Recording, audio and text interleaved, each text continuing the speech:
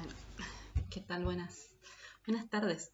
Vamos a seguir con nuestras clases después de una semana de haber transitado el primer parcial, que la verdad, muy bien, los que se presentaron, o sea, un porcentaje alto de aprobación, así que bueno, ustedes saben que, digamos, esta materia es con examen final, así que hay que alcanzar la regularidad con los dos exámenes parciales, así que bueno, hay que seguir estudiando para el segundo parcial, que es el 28 de octubre, creo que, Bueno, nosotros vamos a seguir hoy nuestra octava clase que estamos grabando, y vamos a retomar donde habíamos dejado la última clase, que habíamos empezado a desarrollar la unidad 2. Nosotros en la unidad 2 habíamos dicho que había dos bloques, ¿no? Por un lado la conducta y por otro lado la constitución subjetiva o los elementos que aporta el psicoanálisis para el desarrollo del sujeto. La clase anterior, que fue previa al parcial, habíamos visto la definición de conducta, habíamos visto las áreas de la conducta, habíamos dicho que la conducta era un conjunto de operaciones fisiológicas, motrices, verbales y mentales. Habíamos dado ejemplos de esas operaciones, ¿sí? Y habíamos hablado de las áreas, la área de la mente, del cuerpo, del mundo externo, observando que siempre se dan las tres áreas y puede haber coincidencia o contradicción entre las mismas. Aprovecho para decirles que les subí un trabajo, una actividad práctica, justamente con el tema de conducta de la unidad 2, que el cual tienen que realizar y entregar como mucho, como fecha límite, el martes 13 de octubre, en grupo como lo venían haciendo o individual como hacen algunos, no hay ningún problema. El tema es que esta vez, a diferencia de la vez anterior, lo que tienen que hacer ustedes son ejemplos, a retomar justamente lo que vimos la otra vez de conducta y lo que vamos a ver en esta clase, ¿sí? O sea, tienen que pensar ejemplos en grupo e ir plasmando según las consignas que están en la actividad. Bueno, dicho todo esto, vamos a empezar con la clase de hoy, que es la segunda parte del tema de conducta, y hoy vamos a ver tres cuestiones. Por un lado, los niveles de integración de la conducta. Por otro lado, la motivación, los tipos de motivación. Y por último, los tipos de conflicto. Con respecto a los niveles de integración, ¿por qué llamamos integración nosotros? Porque cada conducta presenta simultáneamente diferentes niveles. Así como hablamos de las áreas, ahora hablamos de los niveles de integración, ¿sí? ¿Por qué diferentes niveles? Porque hay un desarrollo creciente y progresivo de distintos elementos que se van organizando en una estructura cada vez más compleja, ¿sí? Y perfeccionada, que se puede ver en sucesivas etapas. Entonces, estos elementos se van organizando en una estructura cada vez más compleja y estructurada. Hay un gráfico, usted al pizarrón lo puede graficar, pero está en el PowerPoint, el gráfico que hace Blecher, Pichon Riviere hace primero y después lo retoma Blecher, sobre los niveles de integración de la conducta, que ellos grafican a esos niveles como una espiral invertida, como un cono invertido. Justamente está invertido porque de tal forma de poder señalizar o visualizar cómo se va de menor complejidad a mayor complejidad. En el nivel, si se quiere, inferior, en el nivel menos complejo, está el nivel físico-químico, ¿sí? Que justamente es el nivel más involuntario, sobre el que no tenemos control nosotros. En un segundo nivel está el nivel biológico, ¿sí? En un tercer nivel está el nivel psicológico-social, que la conducta, cuando la vemos manifestarse, se manifiesta en este nivel, en el psicológico-social, más allá de que están presentes todos los otros niveles. Y el último nivel, el más complejo de toda conducta, es el nivel axiológico. La axiología, como ustedes saben, es parte de la filosofía que habla de los valores éticos, de los valores morales. Entonces, ese nivel que está presente en toda conducta, digamos, es el nivel superior. Sin embargo, como les dije, generalmente lo que se ve en cada conducta es el nivel psicológico, social. Bueno, y yo les había, eh, eh, como les dije la vez anterior, para que no se pierdan, les fui transcribiendo los ejemplos que están en el libro, ¿sí? Ahora, en la actividad práctica que tienen que hacer van a tener que pensar otros ejemplos, ¿sí? Pero el ejemplo que da el texto para poder pensar los niveles de integración como algo creciente y complejo, tiene que ver con una persona, digamos, que va manejando su auto, su vehículo, está descansado, bueno, va manejando y de repente, digamos, frena porque ve el semáforo en rojo, como que el semáforo en rojo lo vuelve a la realidad. Entonces, ¿cómo analizan el texto los autores? En un nivel físico-químico que es el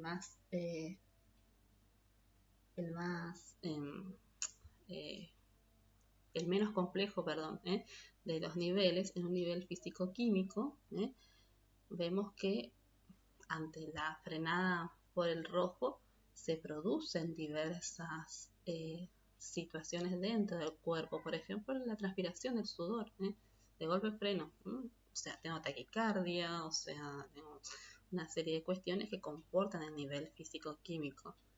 Nivel biológico, porque al frenar necesito poner en acción diferentes grupos musculares, que es totalmente automático, uno no está, ustedes saben que uno está cuando maneja, sea auto, sea cualquier tipo de vehículo, una vez que aprendió eso se automatiza, no está pensando, pongo las manos acá, freno acá, o sea, sino que uno, digamos, eso lo hace de modo automático, ¿sí? Entonces, para frenar, se mueven una serie de músculos a nivel biológico, que conforman justamente la conducta de ese nivel, ¿sí? De los cuales yo los muevo de modo automático, ¿sí? En el nivel psicológico, social, ¿por qué, digamos, lo analizamos acá también por separado? ¿No? Nivel psicológico, el conductor puede haber estado pensando en cualquier otra cosa o pensando, no sé, en sus actividades, en las cosas que hizo, cualquier preocupación, y de golpe como que el semáforo en rojo le trajo a la realidad y frenó. Les pasa que uno piensa en cualquier otra cosa y de golpe, bueno, el despertador o la alarma o algo de vuelta me hace acordar lo que tengo que hacer. Ese es el nivel psicológico, ¿sí? El cemento frena, digamos, porque, digamos, el semáforo de algún modo le anticipa eso. ¿Y por qué social? Porque justamente es una convención social, ¿sí? Una convención entre las personas, que el rojo significa peligro. En cualquier lugar del mundo, un semáforo en rojo dice que te tenés que detener, ¿sí? Entonces, cuando hay un semáforo rojo yo me detengo, lo que estoy acatando son las convenciones sociales. Todas las leyes de tránsito son convenciones sociales, ¿sí? Y por la derecha y por la izquierda, o sea, todos, digamos, son convenciones a las cuales yo tengo que acatar, ¿sí? Y el nivel axiológico o, digamos, con respecto a los valores, ¿qué valores están en juego en esta acción de frenar en rojo? Y básicamente está en juego el valor de cuidar la propia vida y la de los demás. Cuando yo freno en un semáforo en rojo, no solamente cuido mi vida, sino que también cuido la vida de los otros, porque los otros, digamos, tienen un semáforo verde o avanzan porque ven un semáforo en rojo de la otra persona, por ejemplo, un peatón. Entonces, digamos, está en juego eso. Obviamente hay muchas transgresiones, muchas cuestiones, pero por eso es importante, ¿sí? Que si yo acato las reglas, en este caso las reglas de tránsito, el valor que subyace es cuidar mi propia vida y cuidar la vida también de los otros, ¿sí? Entonces, ¿se entiende? En esta conducta, como es frenar el semáforo, frenar porque uno ve el semáforo en rojo, ¿sí? Están los distintos niveles expresados. Desde el nivel inferior, si se puede decir así, que tiene que ver con todos los procesos físico-químicos, los biológicos, que son los grupos musculares comprometidos. Por otro lado, el nivel psicológico-social, con el cual yo freno porque veo el semáforo en rojo, que es una convención social que me dice que tengo que frenar, ¿sí? Y por otro lado, el nivel axiológico de cuidar la vida y la de los demás. Bueno, entonces, cada conducta se ven estos niveles de integración, ¿sí? Y de los cuales yo tengo que poder, digamos, les voy a pedir que en la actividad, en otro ejemplo distinto de este, donde se puedan ver los diferentes niveles. Generalmente, en los exámenes, en este que estamos haciendo multiple choice, difícil, pero en los exámenes solemos pedir que grafiquen las áreas de la conducta, los 3 círculos concéntricos, área, mente, cuerpo, mundo externo, los niveles de integración, que es esta espiral invertida, que grafiquen, que ustedes mismos dibujen, porque, digamos, son 2 temas importantes con los cuales nos permiten entender la complejidad de la conducta. Bueno, lo otro que tenemos que ver en conducta, tiene que ver con los tipos de motivación. Acá ya nos estamos yendo, vieron, hemos dado una definición bastante completa en la primera clase respecto de conducta. Acá, bueno, estamos despegando mucho de lo que dijo Watson, ¿no? Que la conducta no es reducida en esta materia a los elementos físico-químicos, sino que al contrario tiene otro tipo de elementos, y entre ellos la motivación. O sea, cada conducta tiene una motivación. La motivación en psicología es la energía psíquica, de algún modo lo que te permite direccionar tu conducta, direccionar tu pensamiento, ¿sí? O sea, es el motor de la conducta. La motivación es lo que mueve a la conducta, porque yo me levanto, porque tengo que ir a trabajar, porque tengo que ir tengo que llegar a fin de mes, tengo que traer el sueldo para poder mantenerme, o sea, por eso me levanto todos los días, O sea, la motivación es el motor de la conducta, ¿sí? Por definición. Entonces, digamos, de algún modo, lo que hace la motivación responde, por un lado, a impulsos y necesidades de la propia persona, ¿sí? O sea, a lo interno. ¿Por qué están estudiando esta carrera? Y puede ser porque ustedes mismos quieren crecer, porque quieren, no sé, ser alguien en la vida, porque, digamos, quieren un título, por ejemplo, puede ser un impulso propio, una necesidad propia, o también la motivación puede corresponder a incentivos, que los incentivos sí están dados por el mundo externo, porque estudio una carrera, no sé, porque me van a ascender en mi trabajo si traigo un título, porque me van a pagar más, eso es un incentivo del lado de afuera. Ahora, como ustedes pueden imaginarse, digamos, en el sujeto humano pueden coexistir tanto la motivación interna como la externa. O sea, yo puedo estudiar porque pertenezco a una institución que me va a dar un plus, me va a aumentar el sueldo si yo aporto un título terciario universitario, pero también a la vez puedo estudiar lo que a mí me gusta, lo que siempre me gustó dentro de los títulos universitarios, ¿se entiende? Entonces ahí la motivación es tanto interna como externa. Hay una necesidad mía propia, pero también hay un incentivo externo. Siempre hay un motor. Acuérdense lo que decíamos de Skinner en el conductismo, ¿no? Esto del refuerzo que viene externo, la recompensa y el castigo, es un incentivo muy importante para la conducta, porque llegamos temprano todos los días a nuestro trabajo, porque hay un presentismo, digamos, y si llegamos tarde nos descuentan y es mucho por ahí el descuento, por ejemplo, o en algunos trabajos se van perdiendo puntos, por ejemplo, y así, o sea, cada uno, digamos, va encontrando la motivación que sea para la conducta. En este tema, nosotros vamos a ver 3 tipos diferentes de motivación. Por un lado, una motivación unidireccional, por otro lado, una motivación en cadena, y la última es la policausal. La unidireccional, justamente cuando hay una sola dirección, cuando hay una sola vía. No sé, siento que estoy llegando tarde al instituto, entonces la conducta es voy corriendo. O sea, ¿por qué voy corriendo? Porque estoy pensando que voy llegando tarde, ¿sí? Se me hizo tarde y corro. Eso es unidireccional. Yo explico mi conducta de que voy corriendo porque, digamos, siento que estoy llegando tarde, ¿sí? Se me hizo tarde. Ahora, en cadena es cuando, como lo dice su nombre, se van concatenando distintas situaciones, distintas las motivaciones, por ejemplo, qué sé yo, no son, lo dice el texto, no sonó el despertador, no sonó la alarma, que pasa muchas veces, me desperté tarde, se me hace tarde, voy corriendo para llegar al instituto a la clase. ¿Qué pasa? Me tropiezo, me lastimo y entonces falto a clase. Entonces, ¿por qué el fulano faltó a clase? Que es la conducta final. Porque el despertador no sonó a tiempo, porque se levantó tarde por eso, porque salió corriendo, porque se hizo tarde, porque el despertador no sonó, y se tropezó por toda esa serie de cosas. Se tropieza porque, bueno, ya salió tarde de la casa, ¿sí? Entonces ahí se ve la motivación en cadena, ¿no? No faltó, digamos, porque quiso, porque decidió ya no faltar, sino que faltó porque se fueron sumando una serie de eventos y de situaciones en las cuales desembocó en la conducta de faltar a clase. Y por último, la policausal.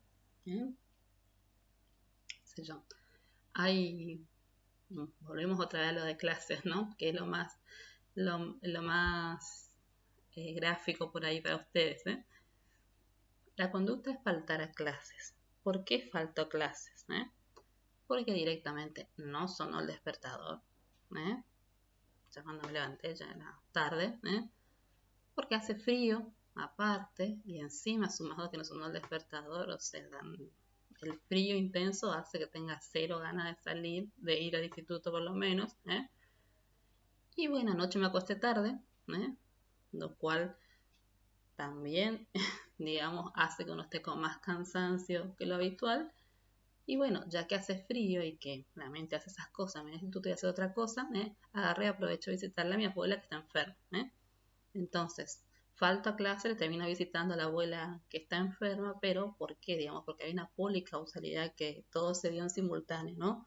Me acosté tarde anoche, no sonó el despertador hoy, hace mucho frío y bueno, aprovecho de ver a mi abuela que está acá cerca, y no al instituto que está lejos y ya voy a perder mucho tiempo. Entonces, en la policausalidad todo coexiste, para que se dé una cierta conducta. Diferente en cadena, como vimos el ejemplo anterior, que se va dando distintos sucesos para que llegue a esto de faltar a clases. Bueno, entonces, digamos, Blecher dice que el estudio de la motivación de la conducta es el estudio del por qué. ¿Qué quiere decir esto? Que cuando yo estoy analizando una motivación, digamos, estoy hablando del por qué la persona hace esa conducta, tiene esa conducta, por qué faltó a clase y puede ser en cadena lo que dijimos. ¿Por qué faltó a clase? Puede ser una policausalidad, es el por qué, digamos, yo hago lo que hago, ¿sí? Por eso les decía que, ¿cómo es? Que hay que analizar mucho, por ejemplo, que una persona llegue tarde a su trabajo todos los días, o sea, a qué se debe, o llegue temprano a su trabajo, o sea, depende. O sea, hay que ver qué es la motivación que subyace. Así como algunos, el presentismo, digamos, es un incentivo externo importante para llegar temprano al trabajo, hay otros a los que el presentismo no les afecta, digamos, les da lo mismo tener más o menos dinero a fin de mes, y entonces llega tarde, ¿sí? Entonces ahí hay que analizar, digamos, cuál es la motivación de por qué se dan las tardanzas recurrentes de esa persona. ¿Está? Bueno, entonces tenemos niveles de integración por un lado, tenemos motivación y lo último que nos queda ver con respecto a conducta es el tema del conflicto. ¿Por qué hablamos de conflicto? Porque, digamos, los conflictos ocurren cuando uno toma decisiones, ¿no? Conflictos ocurren en la persona, en las instituciones o grupos.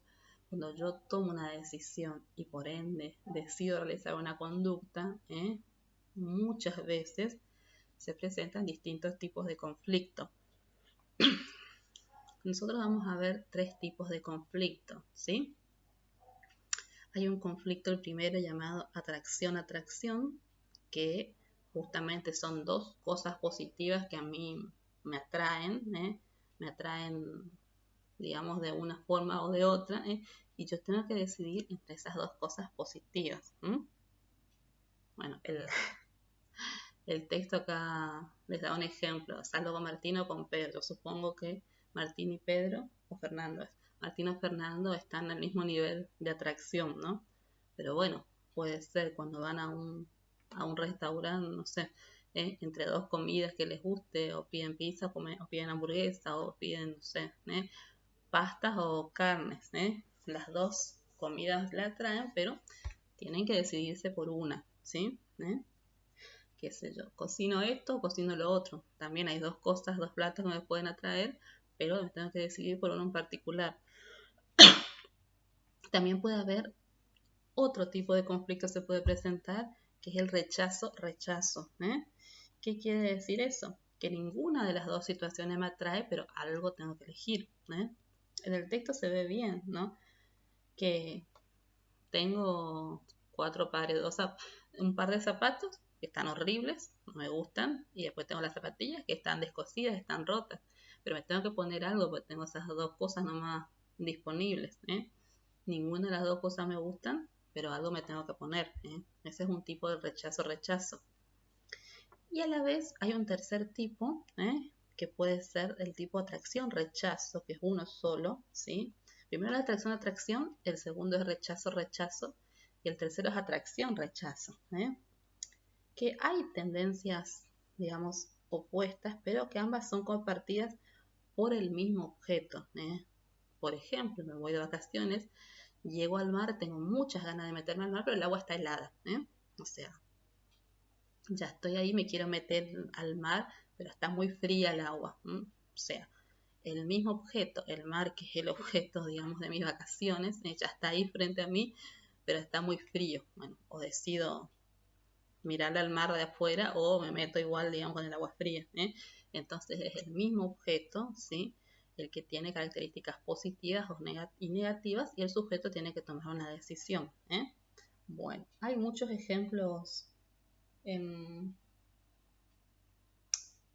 después también van a tener que analizar cuando hagan el trabajo práctico, ¿no? Hay una fábula, me acuerdo de un burro que justamente está graficado ahí en unas viñetas, que el burro no se decidía, lo presentaba en una cubeta llena de agua y por otro lado un montón de pasto, de comida, de forraje, y no se decidía si comer esa comida rica o tomar el agua. Y así nunca se decidió y terminó muriendo, digamos, por no decidirse. La fábula esa se usa justamente para graficar lo que es la importancia de la decisión, del tomar decisiones. Si yo tomo el agua y dejo la comida, si tomo la comida dejo el agua, pero lo importante es tomar una decisión. Ahora, las decisiones que tomamos los sujetos obviamente no están exentas de conflictos. Como les dije al principio, todo lo que vimos de conducta no es nada patológico, sino al contrario, forma parte de la cotidianidad de las personas. Por eso es que me interesa mucho que ustedes puedan hacer los gráficos, los ejemplos, mejor dicho, de todas estas cosas que vimos, para que vean que estas situaciones se dan en la vida cotidiana. Entonces, hasta acá tenemos el tema de conducta, bueno, les había dicho la bibliografía que era Bossellini, Orsini, Blecher. Vimos la otra clase, la definición de conducta como un conjunto de operaciones fisiológicas, motrices, verbales y mentales. Vimos lo importante que es tener en cuenta la conducta en su situación, las áreas de la conducta, los niveles de integración que vimos hoy, la motivación y los tipos de conflictos, ¿sí? Todas esas cuestiones son elementos que nos van a dar cuenta de la conducta del sujeto. Mañana vamos a empezar con la segunda parte de la unidad 2, que tiene que ver con la constitución subjetiva o los elementos que nos aporta el psicoanálisis para poder entender el sujeto, ¿sí? Y así empezamos a desarrollar el segundo bloque de esta unidad. Bueno, nos vemos mañana.